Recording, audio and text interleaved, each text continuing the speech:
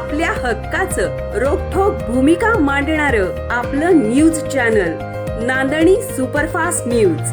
घटना तुमची, बातमी आमची. क्रांतीज्योती सावित्रीबाई फुले यांच्या स्मारकास नामदार जयकुमार गोरे यांनी केलं अभिवादन. क्रांतीज्योती सावित्रीबाई फुले यांनी तत्कालीन काळात गोरगरिबांच्या शिक्षणासाठी अहोरात्र कष्ट घेतलं. त्या काळातील ती सामाजिक क्रांती होती. त्यांच्या कार्याची प्रेरणा आजही सर्व समाजासाठी पुढे घेऊन जाणारी. त्यांच्या स्मृती अखंड ठेवत राहिल्या पाहिजेत. नायगाव येथील सावित्रीबाई फुले स्मारकास नामदार जयकुमार गोरे यांनी भेट देऊन अभिवादन केलंय.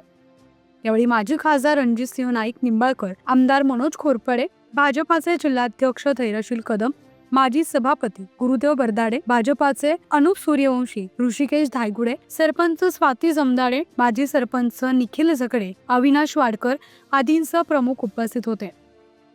नायगाव येथील क्रांतीज्योती सावित्रीबाई फुले यांच्या स्मारकासाठी गतवर्षी राज्य शासनानं 100 कोटींच्या आराखड्याची घोषणा केली होती. त्यानुसार शासन आराखड्यातील सर्व बाबींवर काम करेल. तसेच येत्या 3 जानेवारीला मुख्यमंत्री देवेंद्र फडणवीस या जयंती सोहळ्याला येणार आहेत. त्यावेळी स्मारकाच्या विकास आराखड्याबाबत चर्चा करून भव्य स्मारकाच्या कामाला सुरुवात करण्याचा मानस असल्याचं मंत्री जयकुमार गोरे यांनी स्पष्ट केलंय. प्रतिनिधी राजू पिसाळ. आपल्या हक्काचं रोखठोक भूमिका मांडणारं आपलं न्यूज चॅनल नांदणी सुपरफास्ट न्यूज. घटना तुमची, बातमी आमची.